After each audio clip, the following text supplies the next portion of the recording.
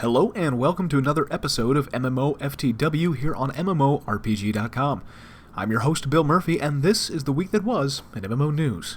It's been a pretty big week just before PAX East, so let's get started. Now first up is Elder Scrolls Online. Not only did we learn that the Elder Scrolls Legends card game has gone into a closed beta period, but so too did ESO fans get treated to their first look at the Dark Brotherhood DLC coming to the game in the coming weeks or months.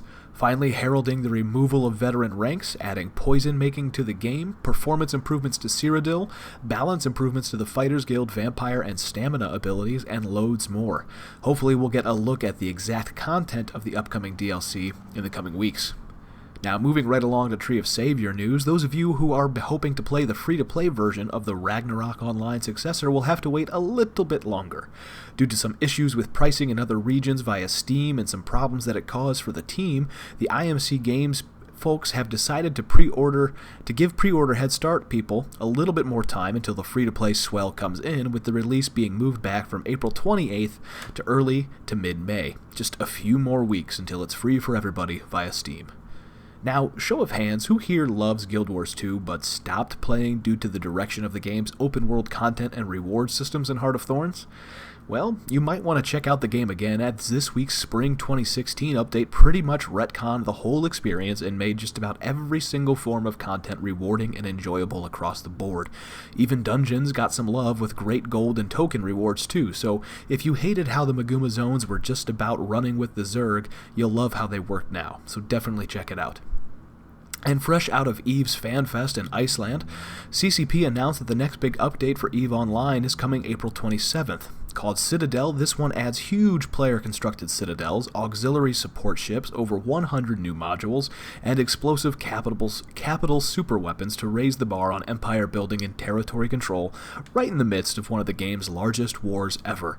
We've got a load of content out there from FanFest, coming courtesy of Gareth Harmer, who's out there, including CCP's newly announced games, so keep an eye on the site for more info. And last but not least, we finally have a publisher for Bless Online from NeoWiz. The upcoming Sandpark MMORPG just inked a deal with Aeria Games to be distributed in the North American and European regions. Not only is the deal official, but it's highly likely we'll see Bless Online this year in the West. There is, of course, a lot of worry that Aeria will make the game pay to win, so the Aeria team took to Reddit for an AMA to dispel any fears. We'll have to see how it all ends up, and hopefully we won't have to wait too long to find out. That does it for this week's folks. On a personal note, I am loving the Musa in Black Desert Online, by the way. It's one hell of a fun new class for the game, just saying. Don't forget to follow us on MMORPG.com on all the social networks at MMORPG.com without the dot. You can also follow me on Twitter at TheBillMurphy. Have a great weekend, and remember, don't let a bad pug get you down.